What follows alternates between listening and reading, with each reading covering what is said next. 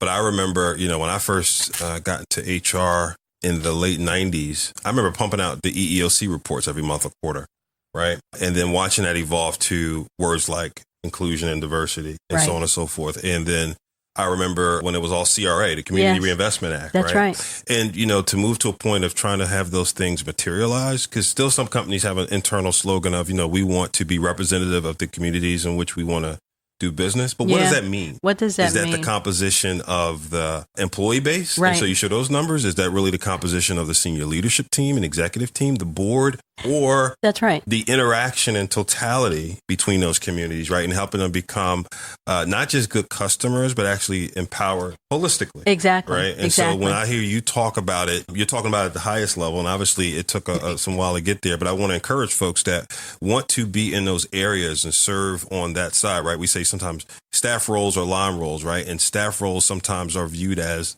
soft and not major contributors. What you're hearing from Kim and her journey is to reposition that, if you will, that it is a major contributor. Right? It's it brings a huge lot contributor to the bottom line when done well and when put in that perspective. And what I've often advised young people when they've come to me over the many years to talk about, should I be in a line role or a staff role, or I'm in a line role, but I really have a passion for community, but everyone's telling me not to move out of a P&L role and all of that. First of all, let me say I hear less of that today than I heard 20 years ago, which is great. Mm-hmm. But I think to the point that you just made, the reframing of that is not line or staff, but it is how do I position the work that I do so that I use the language of the business so that they see the value creation of this work. Right. It's all at the end of the day in business about value creation.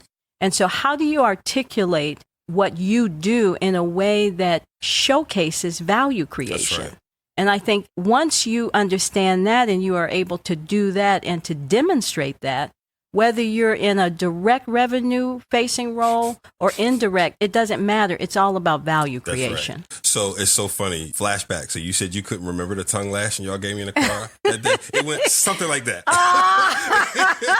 that intensity and those words around showcasing the value, because what you and Claude both said to me is that you delivered the value, but you weren't properly showcasing the value with the right parties that would help decide on whether you were promoted or not, right? And so just think about that. That was, 13, 14 years ago. Oh, my God. That tongue lashing, Longer than 2004, you're right. Yeah, it was 15 years ago. 15 years ago. So that is so funny.